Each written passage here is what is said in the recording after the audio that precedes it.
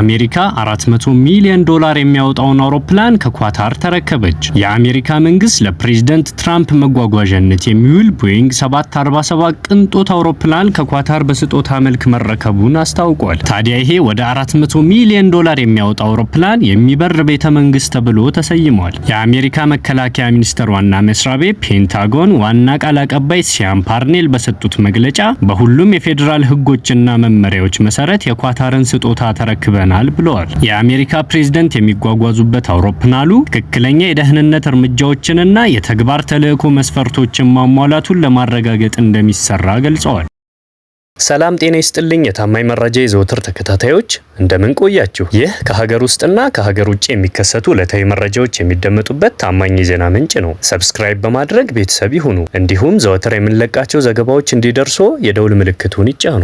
አሜሪካ ያለባት ዕዳ $36.2 ትሪሊዮን ደረሰ። የአሜሪካ መንግስት ያለበት ዕዳ $36.2 ትሪሊዮን ደርሷል። ይህም ከአሜሪካ አጠቃላይ የሀገር ውስጥ ምርት ጂዲፒ አንጻር 122 በመቶ ሆኗል። የአሜሪካ ብሔራዊ ዕዳ በየ3 ወሩ በ1 ትሪሊዮን ይጨምራል። ከ36.2 ትሪሊዮን የአሜሪካ ዕዳ ውስጥ 3/4ኛው ከሀገር ውስጥ ባለሀብቶች የቀረበ ሲሆን ባለሀብቱ ዋረን ቡፌት የ314 ቢሊዮን ዋጋ ያላቸውን የአሜሪካ ግምጃ ቤት ሰነዶችን ይዘዋል።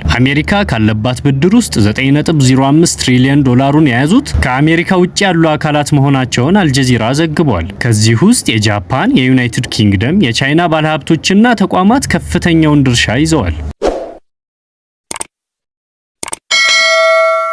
እስራኤል በኢራን የኒውክሌር ኃይል ላይ ጥቃት ለመፈጸም መዘጋጀቷን ተከትሎ የነዳጅ ዋጋ ከ1 በመቶ በላይ ጨምሯል። የብሬንት ድፍድፍ ነዳጅ የሐምሌ ወር ዋጋ 68 ሳንቲም ወይም 1.04 በመቶ ከፍ ብሏል። በዩናይትድ ስቴትስ የዌስት ቴክሳስ መካከለኛ የሐምሌ ወር የድፍድፍ ነዳጅ ዋጋ የወደፊት ዕጣ 70 ሳንቲም ወይም 1.1 በመቶኛ ጨምሮ ወደ $62.73 ከፍ ብሏል። በዩናይትድ ስቴትስ የተገኘ አዲስ መረጃ እስራኤል የኢራንን የኒውክሌር መስሪያ ቤቶችን ለመምታት በዝግጅት ላይ መሆኗን CNN ጉዳዩን ከሚያውቁ በርካታ የአሜሪካን ባለስልጣናት ጠቅሶ ዘግቧል። ባለስልጣኖቹን ጠቅሶ CNN አክሎ እንደዘገበው የእስራኤል መሪዎች ጥቃት ለመፈጸም የመጨረሻ ውሳኔ ማድረጋቸው ግልጽ አይደለም ብለዋል። እንዲህ አይነቱ የውጥረት መባባስ የኢራንን የነዳጅ አቅርቦት አደጋ ላይ የሚጥል ብቻ ሳይሆን በሰፊው ክልል ውስጥም ጭምር አደጋ የሚደቅን ነው ሲሉ የሸቀጦች ስትራቴጂስቶች ገልጸዋል። ኢራን በፔትሮሊየም ላኪ ሀገሮች ድርጅት ውስጥ በ3ኛ ደረጃ ላይ የምትገኝ ሲሆን የእስራኤል ጥቃት ከሀገሪቷ የሚመጡትን የነዳጅ ፍሰት ሊረብሽ ይችላል። በተጨማሪም ኢራን በባህረ ሰላጤው በሆርሙዝ ማለፊያ በኩል የሚተላለፈውን የነዳጅ ጫኝ በመዝጋት አጸፋውን ልትመልስ ትችላለች የሚል ስጋት አለ።